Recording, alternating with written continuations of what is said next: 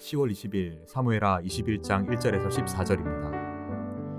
다윗의 시대에 해를 거듭하여 3년 기근이 있으므로 다윗이 여호와 앞에 간구하매 여호와께서 이르시되 이는 사울과 피를 흘린 그의 집으로 말미암음이니 그가 기브온 사람을 죽였음이니라 하시니라. 기브온 사람은 이스라엘 족속이 아니요 그들은 아모리 사람 중에서 남은 자라. 이스라엘 족속들이 전에 그들에게 맹세하였거늘 사울이 이스라엘과 유다 족속을 위하여 열심히 있으므로 그들을 죽이고자 하였더라. 이에 왕이 기브온 사람을 불러 그들에게 물으니라. 다윗이 그들에게 묻되 내가 너희를 위하여 어떻게 하랴?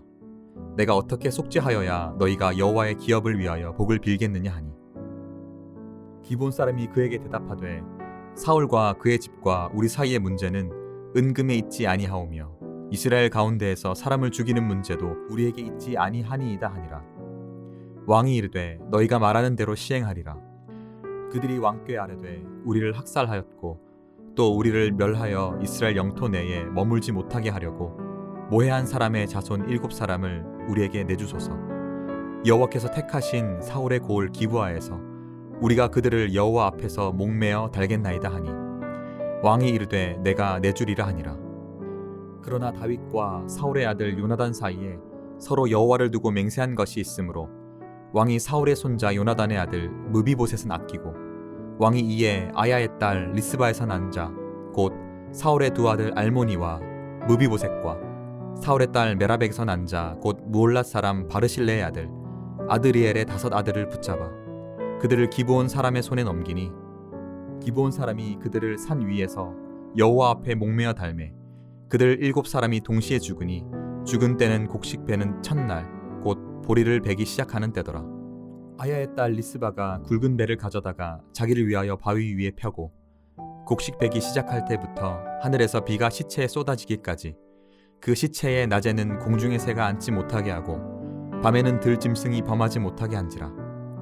이에 아야의 딸 사울의 첩 리스바가 행한 일이 다윗에게 알려지매 다윗이 가서 사울의 뼈와 그의 아들 요나단의 뼈를 길랏 야베스 사람에게서 가져가니 이는 전에 블레셋 사람들이 사울을 길보아에서 죽여 블레셋 사람들이 벳산거리에 매단 것을 그들이 가만히 가져온 것이라. 다윗이 그곳에서 사울의 뼈와 그의 아들 요나단의 뼈를 가지고 올라오매 사람들이 그 달려 죽은 자들의 뼈를 거두어다가 사울과 그의 아들 요나단의 뼈와 함께 베냐민 땅 셀라에서 그의 아버지 기스의 묘에 장사하되 모두 왕의 명령을 따라 행하니라. 그 후에야 하나님이 그 땅을 위한 기도를 들으시니라. 오늘의 말씀은 사람과 풀면 하나님과도 풀리리라입니다. 사람 관계가 하나님과의 관계에 큰 영향을 미칩니다. 사람과 막히면 하나님과의 관계도 손상될 수 있습니다. 하나님의 형상으로 지으신 만큼 사람을 귀하게 여기시기 때문입니다. 본문은 다윗이 기근의 원인을 찾는 것으로 시작됩니다. 범상치 않은 기근이 계속되었는데 다윗이 보기에 필시 영적인 사연이 있어 보였습니다. 그래서 주님께 물었는데 주님은 사울 왕이 기브온 백성에게 저지른 허물 때문이라고 대답하십니다.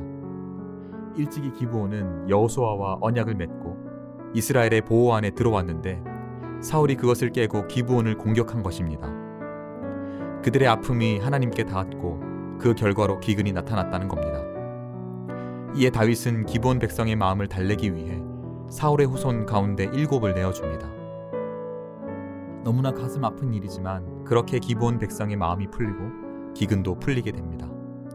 14절에 말씀하십니다. 그 후에야 하나님이 그 땅을 위한 기도를 들으시니라. 너무나 안타까운 과정이지만 이 과정을 보면서 우리 마음에 새겨야 할 다짐이 무엇일까요? 먼저 사람을 소중히 여겨야 합니다. 하나님과의 관계를 건강하게 유지함에 있어 사람과의 관계가 매우 중요한 자리를 차지합니다. 사람을 소중히 여기는 사람을 주께서도 소중히 여겨주실 것입니다. 베드로 사도는 남편에게 아내를 소중히 여길 것을 당부하면서 이는 너희 기도가 막히지 아니하게 하려 함이라고 말씀합니다. 아내와의 관계가 막힐 때 하나님과의 관계도 막힐 수 있다는 경고입니다. 이처럼 서로 소중히 여길 때 주님도 우리를 가까이 품어주실 것입니다. 둘째로 약속을 소중히 여겨야 합니다. 기본 백성의 마음이 상한 것은 사울이 언약을 파기했기 때문입니다. 여호수아와 맺은 언약을 무시하고 사울이 기브온을 공격했습니다. 관계에서 언약이 차지하는 자리가 큰데 사람과의 약속을 소중히 여길 때 하나님과의 관계도 건강해질 것입니다.